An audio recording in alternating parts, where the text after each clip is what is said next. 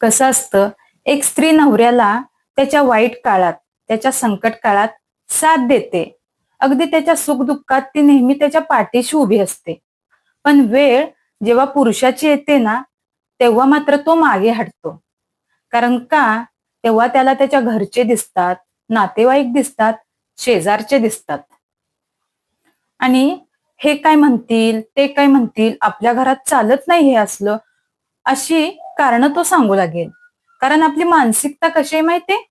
शिवाजी जन्माला यावा, पण तो आपल्या घरात नाही, शेजारच्या घरात. याचा अर्थ काय? आपल्या घरची बायको प्रगती करेल, हे त्याला मान्य नाही, स्वीकार नाही. पण हे जर दुसऱ्या घरची स्त्री असेल, बाई असेल, तेव्हा मात्र तो तिचं कौतुक करेल, वाहवा करेल.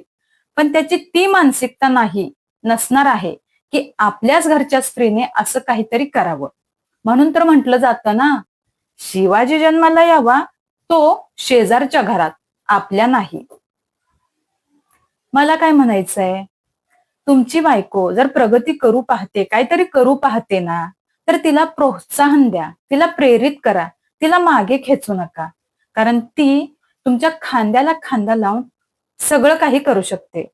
फक्त तिला एक छोट्याशा उमेदची गरज असते आणि ती अपेक्षा तिला नवऱ्याकडूनच असते. जर नवऱ्याकडूनच काही सपोर्ट मिळत नसेल ना, तर ती काहीच करू शकणार नाही. बाकी सगळी नाती ही नावापुरती असतात. पण नवरा बायकोचं जे नातं असतं ना, ते अगदी शेवटपर्यंतचं असतं. तुम्हाला काय वाटतं? कमेंटमध्ये नक्की सांगा.